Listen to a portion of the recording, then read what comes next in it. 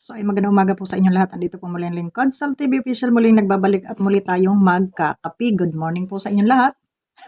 Bagamat may kaunti pa tayong oras, ay tayo ay sisingit muna dito sa ating munting video, ating opinion sa mainit na, talakayan about dito sa post ni Niyang May, na kung saan ay mainit na pinag-uusapan ngayon ng mga reaktor at ngayon ay kung nasaan na nakarating itong si Yang May sa pagsusumbong, no? At di umano ay yun nga, may plano, di umano na umalis na sa kalingap itong si Yang May base doon sa sinasabi sa live ni Ate Malo na nabuksan natin kanina na kesyo ayun, mamamaalam na itong si Yang May, no? At ayon naman dito sa post ni July Paunil sa kanya mga thumbnail, di na rin ako nakapanood dahil kulang nga tayo sa oras, ay wag daw itulak di umano si Yang May sa mga basher. Ngayon, sino ba nagtulak sa Antay Kalingap? Sino bang nagtulak dito kay Yang May para pumunta sa Antay Kalingap? Di ba yung mga kagrupo niya? Oh, na ano? So, ibig ko sabihin, kung ganitong usapin lamang at ganito ang kanilang isasagot na, mabuti pa umalis na sa Kalingap kasi ganito. Ibig sabihin, plastika talaga dito sa Kalingap, ano? So, mga guys, kaya tayo naka-jacket dahil tayo ay ready to go. Malamig po sa labas, kaya tayo ay nakasuot na nating pangmalakasan, no? So, ganito po yan. Base sa kasi palaban, no? Sabi nga nila palaban daw itong si Yang May kasi nga yumabang na, no? Yumabang na dahil nagkamayro na dito sa Kalingap. Ngayon ang lakas ng loob magsasabi na aalis o aalis na sa Kalingap dahil yun nga sabi nga nila ayon pa sa kanyang mga kasamahan ay mas maganda raw ang malaya. Wala namang problema kung umalis sa Kalingap, no? Wag na lang maging anti-Kalingap sana. Wag manira dahil kung tutuusin hindi kayo nagkamayroon kung hindi dahil dito sa Kalingap. Hindi kayo nakilala kung hindi dahil dito sa Kalingap. Konting respeto naman dito sa grupong ito na pinagkapirahan ninyo, no? Bagamat kayo ay nakakaranas dito ng mga batikos at hindi magagandang salita. Ang tanong, kasalanan ba ng nagsalita sa inyo? Hindi, kasi may ginawa kayong mali. Na alam niyong mali, ginawa niyo pa. Ngayon, kayo pa yung matatapang. Kayo pa yung magbabanta, naalis sa Kalingap. Wala namang problema. Kung kayo ay magsilayas, wala namang problema sa amin. Kahit nga kami, pwede rin kami lumayas anytime na gustuhin namin, no? Walang makakapigil at wala rin makakapigil sa inyo, no? Pero tandaan ninyo, hindi kayo mababatikos, hindi kayo mapapagsabihan kung wala kayong ginawang kapalpakan. Wala kayong ginawang kapalpakan, hindi ka mababatikos, Yang May. Bakit ka ba maingay ang pangalan mo dito sa social media? Dahil sa pera, di ba? Sinong nag-ingay? Di ba kayo rin, kagrupo mo rin, yung mga kagrupo mo na nag-booking-booking sa'yo dito sa social media, ngayon, reaksyon na ng mga reaktor. Ngayon, ang sisisihin ninyo mga reaktor, sisihin ninyo yung mga ginawa ninyong mali.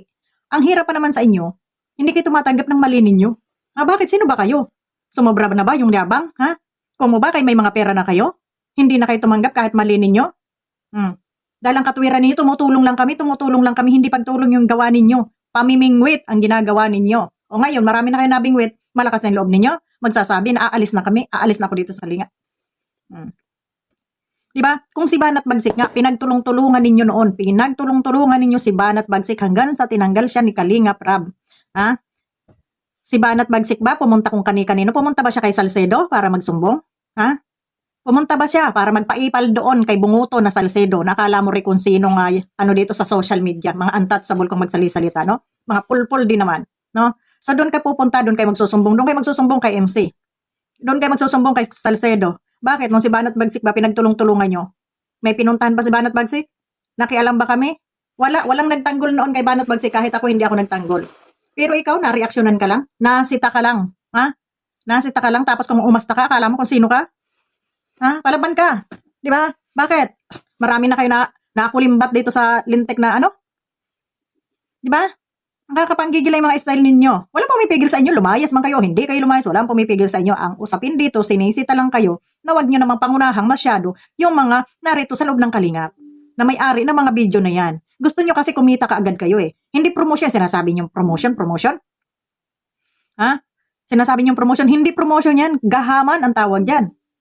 Dahil kung promotion, naghintay sana kayo na mai-upload man lang ni Kalingap Rab yung video bago kayo nag-post. Ngayon, sisisihin ninyo yung makeup artist. Anong kinalaman ng makeup artist dito? Kung mag-post man sila sa kanilang Facebook page, iyon ay kanila lamang. Dahil hindi naman kilala ng Kalingap ang mga Facebook page nila ay kayo. Di ba? Tama, promotion. Laki kaagad ng views ninyo, di ba? Pero hindi man lang kayo nakapaghintay, sinita ka lang doon, galit ka na at kung ano-ano na ang mga pinagsasabi mong kahambugan diyan sa channel mo. Mariosip ka. No?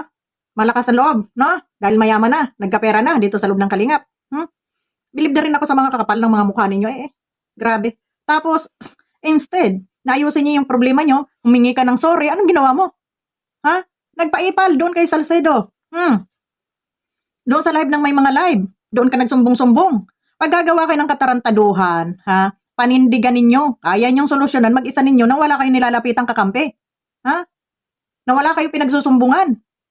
Andyan pa yung De La Cruz na yung sinutumbing De La Cruz na to na parang siraulo dyan sa ano, may mga papost-post pa. Ha? Tama ba yan? Gawain ba yan ng may mga utak? Kung may mga prinsipyo kayo na pinaglalaban, panindigan ninyo. Hindi yung para kayong mga bata. Kung mo ba may naiambag kayo, gusto nyo lagi nasa inyo ang simpatya? Kung mo ba malaki ang ambag ninyo, gusto nyo lagi na lang kayong kampihan kahit mali ang ginawa ninyo? Hindi ganon. Magpakatao naman kayo. Ha? Hindi yung lipstick lang pinakapal nyo dyan.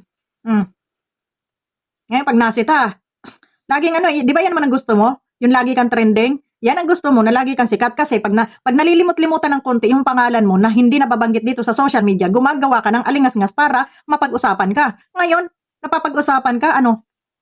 Maangas ka pa. Ikaw na yung gumawa ng kasalanan, ikaw pa yung maangas. Abe, di wow. Di ba? Sabagay, pera na nga naman eh. Anak ng kontraktor. Di ba? So yun lang, magagawa kayo ng katarantaduhan, panindigan ninyo. Ha? Panindigan ninyo, huwag kayong magsumbong-sumbong kung saan-saan. Si Banat Bagsik, lumaban mag-isa yan. Ha? Lumaban mag-isa, walang nagtanggol, hindi siya nagpakampi, hindi siya nagsumbong-sumbong kung kanino. Walang kumampi dyan, kahit ako, hindi ko yan kinampihan, binabanatan nyo yan eh. No? Pero ikaw, nasita ka lang ni Bupil kung saan-saan ano ka na tumalon-talon, parang paru-paro. No? Kung saan yung may mga live na may mga anti-kalingap, yun lang naman hinihintay mo eh. Para makaalis ka dito sa kalingap, para hindi ka na makapag-ambag. Dahil nasisita ka, dyan sa mga solicitation ninyo, mga kinikita ninyo, natural, mag-aambag ka dahil narito ka sa kalingap. Di ba? Nga naman, kilala ka na ng mga sponsor, kahit saan ka pumunta, susundan ka na ng mga sponsor mo, at least hindi ka na makakapag-ambag dito sa kalingap. Mindset ba? Mindset. Galing ng mindset mo, no? Basta sa pagkakaperahan, ang tatalino nyo, no? Kasi kung prinsipyo ang pinaglalaban ninyo at sinasabi nyo kayo ay kayo ay kalingap, narito kayo sa kalingap, dahil sa pagtulong, i-ignore nyo yung mga ganyang kwento, no? Hindi mo dapat pinapatulan yan dahil pretending ka nga na ikaw ay isang sponsor, yayamanin, sponsor, tapos nakikipagbangayan ka. Kung ako ay sponsor, wala akong pakialam sa inyo, basta't ako'y narito sa kalingap. Ang kausap ko dito ay si Bal Santos Matubang, nagbibigay ako dito, irerespeto ko kung ano yung mga policy nila dahil ako yung nakisawsaw dito, ako yung pumasok dito. Hindi naman ako inakit dito. Ha? Kilala ka ba ng kalingap? Hindi. Kusa kang pumasok dito, kusa kang nagbida-bida. Ngayon, gusto mo, ikaw yung reyna. Na lahat ng simpatya na sa'yo, huwag kang kakantiin dahil may bigay ka, may ambag ka. Hindi naman po pwede yun. Lahat ng gusto mong gawin, pwede mong gawin dahil may ambag ka. Anong tawag doon? Kaswapangan ang tawag doon. Hindi lang kayo mapansin, gagawa kayo ng alingas-ngas. Pag napansin kayo, iyan ang mga style ninyo. Takbo doon sa mga anti-kalingap. Di ba? Takbo doon. Kaya doon nga naman, syempre, mga anti-kalingap nga naman yon, ay talagang makakakuha kayo doon simpatya. Kakampi-kampihan talaga kayo doon. Para sila, makakuha din sila ng simpatya dyan sa inyo. Nagagamitan lang kayo, di ba? Ganon. Ay dito sa kalingap, wala talagang kakampi sa inyo. Laban nyo. Kung anong ginawa nyong laban, aba, panindigan ninyo dahil iyan ang ginusto ninyo. Dahil kung ayaw ninyo ng mga ganyang usapin, di dapat nananahimik kayo. Di ba? Ako, ayaw ko ng ganyang usapin, tatahimik ako eh. Hindi ako makisawsaw dyan. O, di ba? Pero ginusto nyo yan. Ginusto nyong sumausaw dyan sa mga ganyang usapin. Ngayon, pag kayo ay natalo sa argumento, iyan ang style ninyo. Tatakbo kayo. Ako nga, nakikipagsagutan nga ako dyan kay Ate Edna sa comment section. Oh, di ba? Kahit siya sabihin niya kung ano-ano sa akin, ako hindi ako nakipag-rebat sa kanya. Hindi ako nagtanim ng galit sa kanya kasi doon lang tayo sa kung ano yung sinabi. Di ba? Respeto ang tawag. Pwede kang sumagot. Pwede kang sumagot. Huwag ka nalang magkalat ng kung kani-kaninong kwento. Di ba? Kwento mo yun eh. Kayo lang dalawa dun eh. Nagsasagutan eh. Ako ba nagpakampi kahit kanino? Wala. Dahil oras na ginawa ko, kaya kong panindigan. Kaya kong harapin, kaya kong sagutin. Eh kayo, manganganti kayo. Tapos pag kayo binanatan, tatakbo kayo. Ang tawag doon. Kaduwagan. Kaduwagan pero kayabangan. Bida-bida. Ako susuntok dyan. Akong babanat yan. Nung binanatan, takbo. Tapos kuha ng kakampi. Ganun ba? Hindi, pag malaking hilongga kayo, walang huro hilongga sa atin. Lahat tayo may prinsipyo. Kay Bisaya, Bicol ka dyan, kay Tagalog ka dyan, kay Ilocano ka dyan. May kanya-kanya tayong prinsipyo sa buhay. Ang aking prinsipyo, pag kumuha ka ng gulo, panindigan mo. Huwag kang magtawag ng kakampi mo. Dahil ikaw man lang ang gumawa niyan. Dahil kung hindi mo yan ginawa, Ay di sana walang bumabati ko sa'yo. Sana tahimik ang buhay mo na nag-i-sponsor ka diyan. Kaso, eto yung aminin ninyo sa ayaw nyo at sa gusto nyo, mga bida-bida kayo. Gusto nyo lagi kayong bida. Gusto nyo lagi kayong apple of the eyes ng mga mga followers nyo, no? Gusto nyo lagi kayong sikat. Gusto nyo lagi kayong napapag-usapan. Di ba? Ngayon, kung aalis ka sa Kalingap, huwag kang magturo ng kung sino-sino na umalis ako sa Kalingap nang dahil sa mga reaktor. Huwag. Umalis ka sa Kalingap dahil kagustuhan mo, ginawa mo. Ha? Di kung sino-sino pang ipagtuturo ninyo. Sinasagot lang kayo ng mga reaktor. Kung hindi ka ba nag-una-una nag-post niyan, may sasagot ba sa yung reaktor? Wala. Walang magre-reaksyon sa'yo dahil wala namang kaming pakialam sa buhay mo. Hindi ka naman importante sa buhay ng mga reaktor. Di ba? Hindi ka importante sa amin. Ngayon ang tandaan ninyo. Walang mangialam sa'yo kung wala kang gagawin na kalukuhan. Dahil sino ka ba? Ha? Di ba? Sino ka? Sino ka para bigyan ka ng importansya? Dahil ba nakapag-ambag ka? Dahil ba malaki kuno yung ambag mo? Ha? Kaya kahit anong ngawngawin mo, kailangan kampihan ka? Aba, anong klase ka? Ikaw lang ba ang tao dito sa loob ng Kalingap at para ibigay lahat ng attention sa'yo? Sasabihin mo balahura, mga reaktor, mga balahura. At yung bunganga mo, hindi rin ba balahura? Na kung ano-anong pinagsasasabi mo rin sa mga reaktor? Natural, gagantihan ka. Sino ka para hindi ka gantihan? May mga pabanta-banta ka pa. Lahat ng nag-thumbnail sa akin pupuntahan ko. Anak ng tipaklong. Ano yan? Dinaig mo pa si Saldico. Ha? Si Romualdez. Yan ang hirap eh. Hambog yung nagdaghan nato na. Ayaw sobra sa kambog. Yung kayabangan, medyo bawas-bawasan yung. Kasi doon lang sa pananalita, yung bang parang, yung feeling ko na, kala mo lahat ng sasabihin mo kayang-kaya mong gawin. Wag ganun. Lahat tayo may kakayanan. Kung may kakayanan ka, may kakayanan din yung iba. No? At hindi natatakot yan sa mga pabanta-banta ninyo. Ha? Okay lang sana kung hindi kayo yumaman dito sa social media. Puta ragis, dito rin lang kayo mayroon. Di ba? Okay lang sana kung yung nagyayabang kayo, may mga company kayo. No? Na talagang dyan nagmula ang mga asset ninyo. Puta ragis. Walang laban talaga yung mga kagaya namin. Dahil multimillionaire kayo. Kaso, nakipagbalahuraan lang kayo dito para kayo'y kumita. Nagpakapal lang kayo ng mukha dito para kayo ay magkay-mayroon. Tapos nung ngayon na feeling ninyo meron na kayo, kung makapagsalita kayo sa kapwa ninyo, ang taas-taas nyo na. Huwag ganun. May mga tao dyan mas mataas pa sa inyo pero hindi makitaan ng yabang. So ngayon, yan.